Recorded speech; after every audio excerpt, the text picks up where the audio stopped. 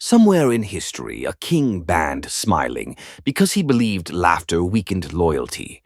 A dictator once made it illegal to wear socks, claiming it was a sign of rebellion. And yes, there was a ruler who ordered every clock in his empire to run backward, simply because he could. These weren't jokes, they were laws. Written, enforced, obeyed. Today, we're peeling back the strange, petty, insecure, and unbelievable world of leaders who mistook power for wisdom. These are the 50 dumbest rules ever made by rulers and politicians. In ancient China, Emperor Qin Shi Huang banned discussions about the past, history, or previous rulers. Anyone who compared his rule to earlier dynasties could be executed or sent to forced labor. He believed memory itself was a threat, because if people remembered better rulers, they might stop fearing him. Scholars hid books in walls, farmers whispered history at night, and entire libraries were burned. His law wasn't about silence, it was about erasing anything that could outlive him. In France, King Louis XIV once banned pointed shoes at his court because he believed only his perfectly designed heels should symbolize superiority and power. Nobles were forced to reshape their footwear to mimic his style, even if it caused pain or difficulty walking. Anyone wearing the older shape was mocked or denied entry to royal gatherings. The rule wasn't fashion, it was dominance. Louis wanted nobles to remember one truth: even their footsteps belonged to him. In North Korea, Kim Jong-il once enforced a rule banning any haircut, except from a list approved by the government.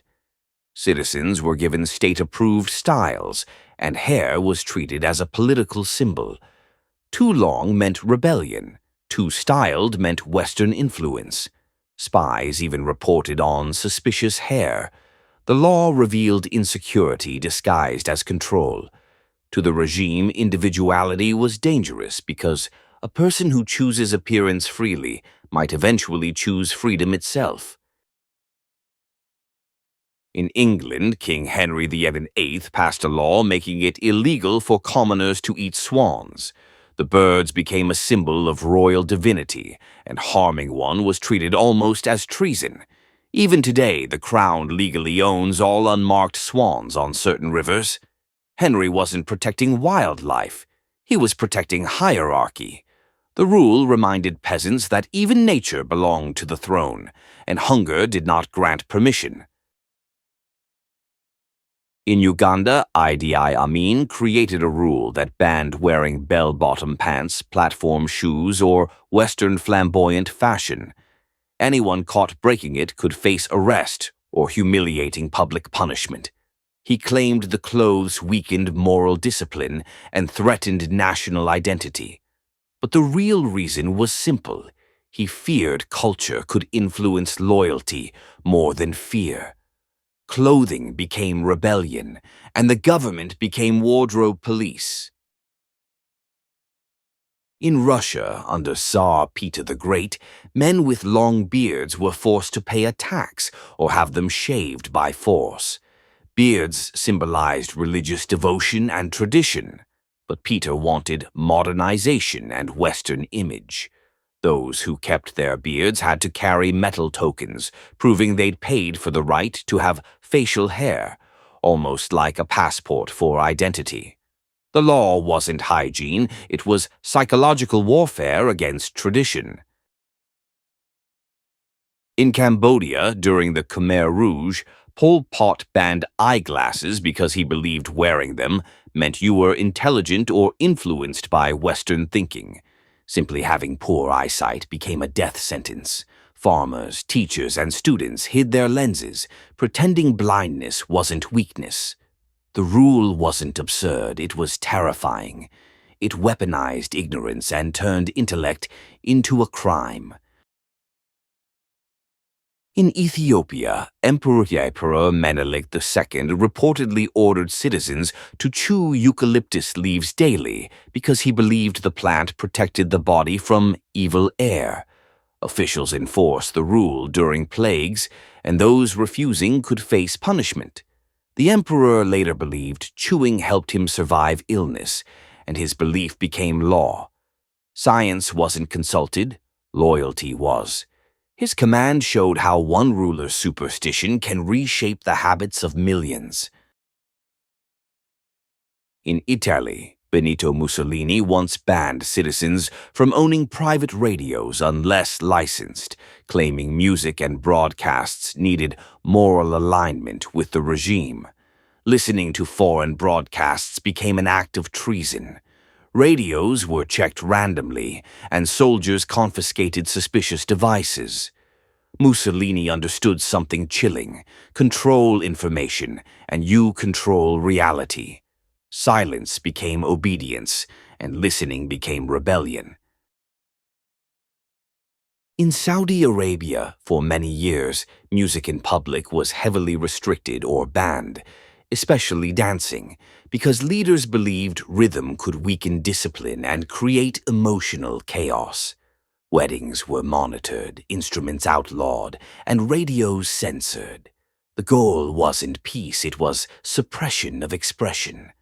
But secretly, music survived in whispers, in bedrooms, in deserts, and through smuggled tapes. The rule proved no dictator understands rhythm well enough to kill it. In Japan, during the Edo period, the Tokugawa shogunate once banned eating meat from four-legged animals like beef, pork, or venison. The rule wasn't health-based, it was spiritual. Leaders believed consuming animals with warm blood made people aggressive and clouded moral clarity. Violators faced shame punishments or exile. Yet behind closed doors, nobles secretly ate beef disguised as medicine. The law proved rulers often enforce morality publicly while breaking it privately. In Turkey, under Sultan Murad IV, smoking tobacco, drinking alcohol, and even drinking coffee were banned. The Sultan patrolled the streets in disguise and personally punished violators. Coffee houses were shut down because he feared they encouraged discussion, dissent, and free thinking. People were executed for holding a pipe or gathering socially. The ban wasn't about addiction, it was about fear of conversation. Murad understood a terrifying truth. Revolutions begin with small, shared ideas. In Uganda, under Idi Amin, typewriters were restricted by license, and owning one without permission was criminal. The rule existed because dictators fear written thought more than armies. A typewriter could spread rumors, rally resistance, or mock authority. Amin treated writing as weaponry. A machine designed for creativity became contraband. The law turned communication into crime, proving that insecure rulers fear ink more than bullets. In ancient Sparta, rulers banned owning luxury furniture or elaborate clothing because comfort was seen as weakness. Beds were stiff, rooms bare, and food intentionally bland. Even laughter could be punished if considered excessive. The rule forged a culture where suffering was considered strength. But beneath discipline lived fear. Leaders worried that comfort leads to independence, and independence leads to disobedience. In Soviet-era East Germany, politicians once made it illegal to own or name a pet in any way officials considered bourgeois. Dogs with fancy names like Prince, Duchess, or Sir were seen as symbols of Western elitism. Authorities argued even pets must reflect socialist values. Citizens renamed animals with plain, approved names or risked interrogation. The law revealed how far dictatorships stretch. Even a dog's identity wasn't free. In England, under Oliver Cromwell, Christmas was banned. Feasting, singing carols, decorating greenery, or attending festive gatherings became illegal because Cromwell believed celebration encouraged sin and wasteful behavior. Soldiers patrolled streets looking for hidden bread, ale, or music. Families celebrated secretly behind locked doors. The law showed a strange pattern. Leaders often fear joy because joyful citizens forget to fear them. In Myanmar, during General Ni Ge-win's rule, currency denominations were changed to numbers divisible by 9 because the dictator believed 9 brought spiritual luck and immortality. Overnight, savings became worthless. Thousands lost livelihoods, and national economy collapsed. Yet, the rule stayed because fear outweighed logic. The law reminded the world that superstition in the hands of power becomes disaster. In Italy, under Mussolini, it became illegal to wave or gesture too energetically in public because the dictator claimed it appeared chaotic and un-Roman. Italians, naturally expressive, were forced to control body language or face fines. Even laughter and passionate conversation attracted suspicion. The state attempted to regulate emotion itself. It proved no authoritarian fears rebellion as much as spontaneous human expression. In China, under Mao Zedong, the government banned people from owning more than one live chicken during certain periods of the Cultural Revolution, arguing it represented selfishness and inequality. Violators risked public humiliation. Chickens became symbols of class guilt. The rule wasn't agricultural, it was psychological conditioning. Mao understood that if you make people justify holding a chicken, you make them justify everything. In Romania, under Nicolae Ceausescu, women under 45 were required by law to undergo monthly pregnancy checks because the dictator wanted to grow the population. Hospitals reported menstrual cycles, workers were interrogated, and abortion became criminal except under strict approval. The government treated bodies like property. The rule wasn't policy, it was possession. Ceausescu tried to legislate biology and control generation itself. In France, King Charles VI once issued a royal order declaring himself made of glass and banned anyone from touching him. Court officials were forced to walk slowly, speak softly, and avoid sudden motion near him. Servants padded his furniture and reinforced his clothing with wool so he wouldn't shatter. People obeyed not because they believed him, but because the crown demanded it. His rule proved something chilling. When power goes mad, reality must adjust. In North Korea, under Kim Jong-un, certain Western words, slang, and even casual jokes were outlawed because they were seen as verbal viruses. Citizens could be punished for laughing at the wrong phrase or repeating foreign expressions. Language became a battlefield. Silence wasn't just survival, it was obedience. The rule showed how dictators fear humor more than opposition, because laughter reminds people they're human, not state-owned machinery. In Egypt under Pharaoh Akhenaten, worship of any god except Aten was outlawed. Traditional temples were destroyed, priests exiled, and even spoken prayer became illegal. The entire spiritual identity of a civilization built over centuries was forced to change because one ruler wanted a new religion. After his death, Egyptians tried to erase his memory from history. Ironically, the man who banned all gods could not stop time from judging him. In England, King George I once banned private citizens from eating roast goose on Michaelmas unless granted permission. The king believed goose should symbolize royal generosity, not ordinary dining. People caught secretly roasting goose were fined or publicly shamed. The rule wasn't culinary, it was theatrical. It reminded peasants they were never allowed the same celebrations as their rulers, even in feast or hunger.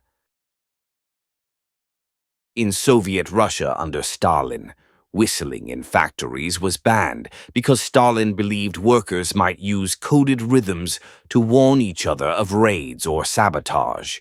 Whistling became subversion. People walked in constant tension. Even a harmless sound could be interpreted as rebellion. The silence inside workplaces wasn't discipline. It was fear pretending to be loyalty. In Japan, under Emperor Tenmu, eating beef, horse, or dog was banned for Buddhist moral reasons, but violators could face prison or forced labor. The emperor believed compassion could be legislated, yet hunters existed in secret, and nobles quietly ignored the rule. The law became a strange contradiction, compassion enforced by punishment. It proved morality becomes distorted when forced instead of chosen. In North Korea, under Kim Il-sung, wearing jeans was banned because denim was labeled a symbol of American capitalism and rebellion. Citizens caught wearing them could be detained or sent to re-education camps. Fashion wasn't seen as fabric, it was ideology stitched into clothing. The rule revealed how fragile dictatorships truly are. They fear denim more than debate. In ancient Rome, under Emperor Caligula, a decree was issued stating that anyone who looked at him without permission could face execution. Even glancing upward at the wrong moment could be fatal. Caligula didn't want loyalty. He wanted absolute submission. His rule turned presence into danger and eye contact into crime. Power became theater soaked in terror. In Iran, under various clerical rulings, certain hairstyles and Western grooming trends were banned because they were viewed as symbols of cultural contamination. Barbers received government-approved style charts, and violators could be fined. Hair, once personal identity, became state property. The law revealed how fragile ideology can be when even a haircut is seen as revolution. In China, under the Ming Dynasty, officials banned the use of wheelbarrows in certain regions, not for safety, but because rulers feared it made transporting goods too efficient. A slow population was easier to control. Speed was power, and power was threat. The ban proved rulers fear convenience when it accelerates independence. In Saudi Arabia, under certain conservative rulings, selling or displaying Valentine's Day products, like red roses, heart-shaped chocolates, or romantic cards, was banned. Florists hid roses in back rooms, and couples exchanged gifts in secret, fearing fines or public shaming. Authorities argued love shouldn't have a commercial holiday, but everyone knew the real reason. Emotion is unpredictable, and regimes fear anything they cannot regulate. Ironically, the ban made Valentine's Day more intense, because forbidden affection becomes unforgettable. In North Korea, under Kim Jong-il, citizens could be punished for celebrating birthdays on July 8th or December 17th, because those dates marked the deaths of ruling leaders. Anyone born on those days was required to change their official birthday. The rule didn't just control celebration, it controlled time. Even personal milestones became political obedience. The law reminded citizens that their lives were never fully theirs. They were scheduled around the grief of the regime. In ancient China, under the Ming Dynasty, one emperor banned anyone from speaking his name, even in unrelated context or writing. Entire books had to be rewritten to avoid syllables that resembled his name. Scholars lived in terror of accidental offense. Language became a maze where every word had consequences. The rule proved something terrifying. When rulers rewrite vocabulary, they also rewrite thought. In Uganda, under Idi Amin, he issued a decree forcing Asians and foreign-born business owners to leave the country within 90 days, claiming their success insulted national pride. Millions lost homes, shops, bank accounts, even family history. The rule wasn't economics, it was ego turned into law. Uganda's economy collapsed soon after, But dictatorship doesn't measure consequences, only domination. In Myanmar under Ne Win, government-mandated lucky numbers determined currency, addresses, and even public seating arrangements. Citizens couldn't choose phone numbers or street numbering. Everything was calculated through numerology, believed to protect the regime. The country's infrastructure became superstition-based architecture. People weren't living in cities. They were living inside someone's personal horoscope.